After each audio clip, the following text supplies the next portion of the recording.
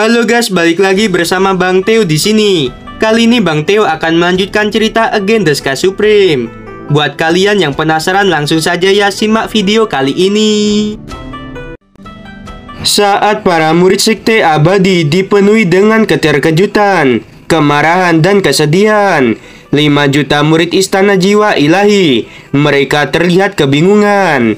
Mereka tidak tahu mengapa Ouyang Guanxin kalah total dari Tan Yun. Mereka tidak bisa menebak seberapa kuatnya formasi pedang Dewa Hongmeng. Di atas paviliun, Dante Xuanzong, Shen Shubing dan Shen Shuzhen, mereka merasa lega. Dante Xuanzong memejamkan mata dan bergumam di dalam hatinya. Calon menantu kepala sekte ini, dia benar-benar sering membuat kejutan berkali-kali. Ini benar-benar sebuah keajaiban. Shen Shuzhen melihat ke arah Shen Shubing. Shen Shuzhen mengerutkan keningnya. Dia menemukan bahwa adik perempuannya sedang menatap Tan Yun sambil tersenyum. Ada tetesan air mata jatuh di mata Shen Shubing. Dalam kebingungan, Shen Shuzhen melihat bahwa wajah Shen Shubing penuh dengan sentuhan kelembutan dan cinta. Shen Shuzhen bergumam di dalam hatinya, sebenarnya apa yang terjadi? Bukankah adikku menyukai gurunya? Tetapi mengapa aku merasa bahwa adikku menyukai Tan Yun yang hanya seorang murid? Nanggong Yukin menatap Tan Yun dan tersenyum. Mu Mengyi dan Zhong Wuxiao juga menatap Tan Yun dengan penuh kasih sayang. Mata Huang Fuyu mengungkapkan kekaguman yang tidak ada habisnya. Di sisi lain, Ruyan Wuji yang sedang duduk di atas paviliun, wajahnya terlihat sangat muram. Begitu juga 9 tetua sekte abadi yang berada di samping Ruyan Wuji. Ruyan Wuji berkata dengan marah, "Tan Yun, apakah kamu masih manusia? Kamu sangat kejam terhadap Guanxin. Apakah kamu masih memiliki kemanusiaan?" Menghadapi omelan Ruyan Wuji, Tan Yun menarik napas dalam-dalam. Dia menatap Ruyan Wuji dengan tenang dan berkata, "Jika kamu pikir ini kejam, maka kamu salah."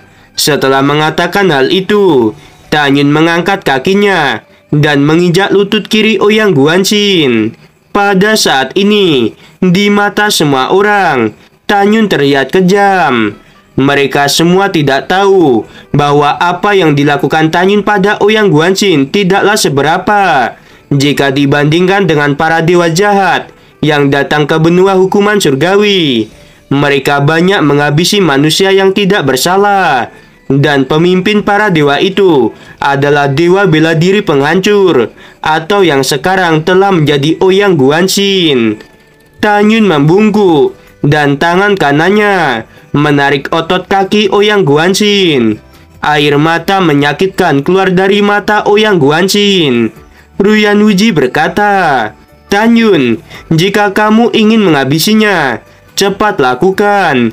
Jangan menyiksa Guanxin. Kalau tidak, kepala sekte ini akan melakukan sesuatu."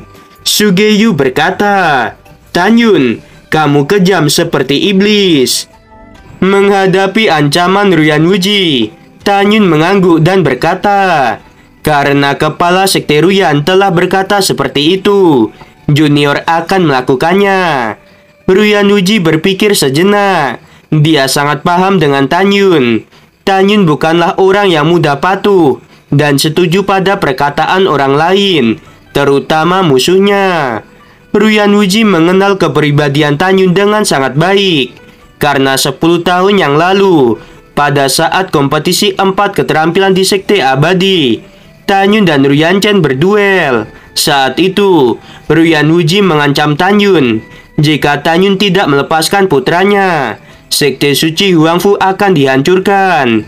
Tetapi Tan Yun tidak takut pada ancaman dirinya. Tan Yun justru mengancam balik Ruyan Wuji dan memaksanya untuk berlutut. Karena hal itu, Ruyan Wuji tercengang dan tidak percaya bahwa Tan Yun mau menuruti perkataannya.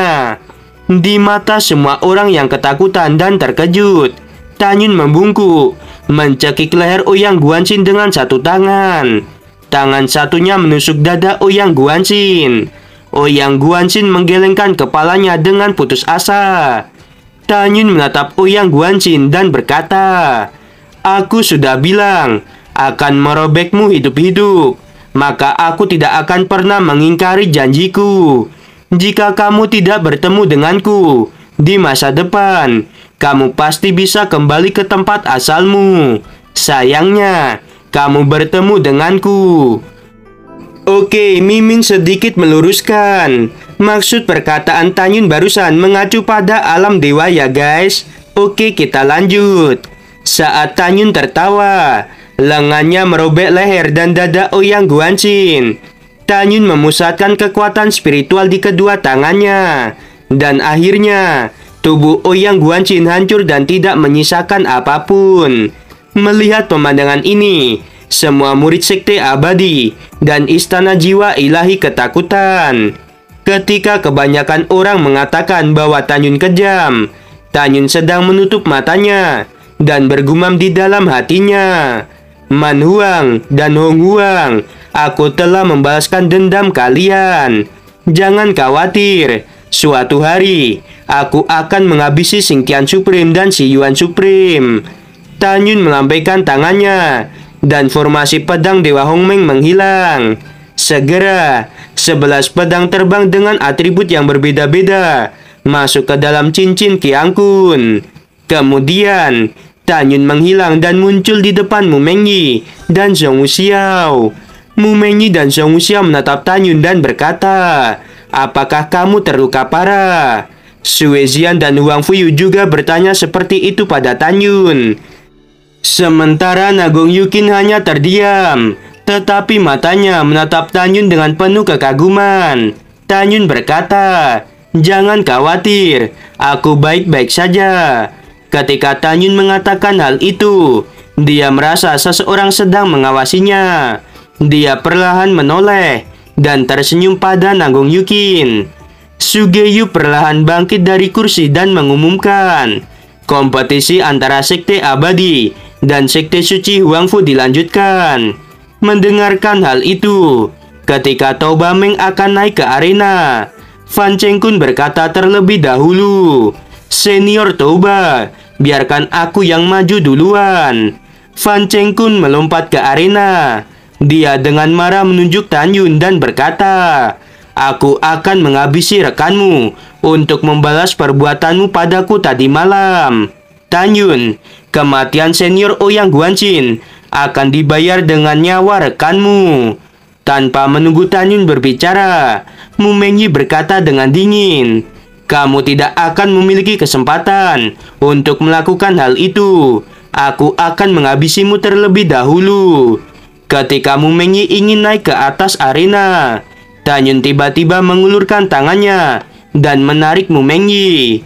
Tan Yun menatap ke arah Huang Fuyu dan berkata, dia memiliki segel menelan dari keluarganya, tetapi dia tidak sekuat Tao Bameng. Tan Yun menatap Mu Mengyi dan berkata, "Mengyi, untuk saat ini, kamu jangan tunjukkan kekuatanmu. Biarkan saudara Huang Fuyu melawan Fan Chengkun." Mendengarkan hal itu, Mu Mengyi mengangguk. Segera Tan Yun menempelkan bibirnya di telinga Huang Fuyu dan berkata dengan pelan, "Jika dia menggunakan segel menelan, maka kamu bisa menggunakan teknik pedang abadi." Huang Fuyu menganggukkan kepalanya untuk mengungkapkan bahwa dia mengerti. Di atas paviliun, Ruyan Wuji mengancungkan jarinya dan menunjuk ke arah Huang Fuyu dengan marah. Lalu dia berkata, "Fan Chengkun, kamu harus memenangkan pertarungan ini. Kalau tidak, sekte abadi akan kalah dari sekte suci Huangfu. Kamu harus menghabisi dia dengan cepat." Mendengarkan hal itu, Fan Chengkun dengan tegas berkata, "Kepala sekte jangan khawatir. Murid ini akan menghabisinya dan menang." Ruyan Wuji berkata, "Baiklah, kepala sekte ini menantikan penampilanmu." Di atas paviliun, Dante Swangsong melirik Ruyan Wuji. Lalu dia menatap Huang Fuyu dan berkata melalui pikiran, "Putriku sayang, kamu jangan buat kesalahan. Jika kamu tidak bisa mengalahkannya, kamu harus melarikan diri. Mendengarkan hal itu, Huang Fuyu mengepalkan tangannya dan menatap Danta Xuangsong. Lalu dia berkata, "Kepala sekte, jangan khawatir. Murid ini pasti akan mengalahkan lawanku." Fan Chengkun berkata, "Kamu laki-laki yang terlihat seperti wanita. Aku ingin melihat bagaimana caramu mengalahkanku." Setelah mengatakan hal itu, kekuatan Fan Chengkun melonjak.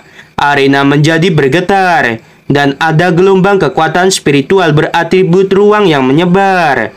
Tampaknya Fan Chengkun memiliki atribut ruang tingkat tinggi. Kekuatan spiritual milik Fan Chengkun menekan tubuh Huang Fuyu. Tiba-tiba Fan Chengkun menghilang dan muncul di langit.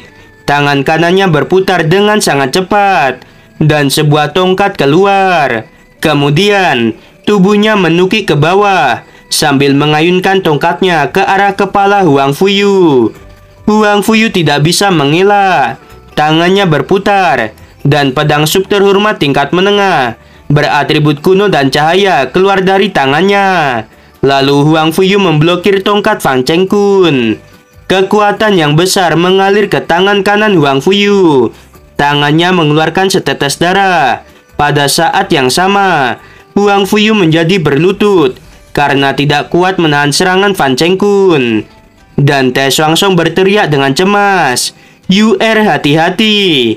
Fan Chengkun berkata, "Hanya dengan kemampuanmu seperti ini, kamu masih ingin mengalahkanku. Itu benar-benar sangat konyol." Sementara Fan Chengkun menekan Huang Fuyu dengan tongkatnya, cincin Qiangkun Fan Chengkun menyala dan sebuah pedang muncul di tangan kirinya. Fan Chengkun melesatkan pedang itu ke arah tenggorokan Huang Fuyu. Jika itu mengenai Huang Fuyu, maka Huang Fuyu pasti akan mati seketika.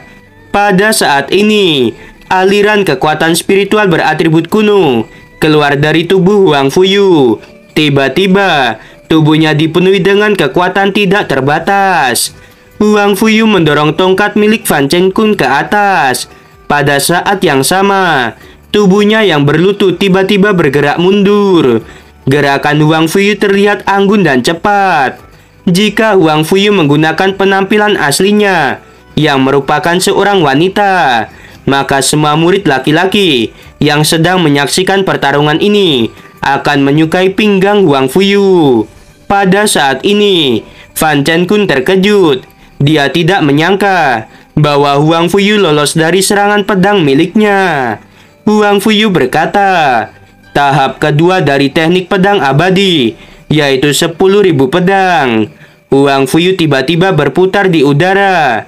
Tangan kirinya membentuk segel di depan dadanya, dan tangan kanannya memegang pedang.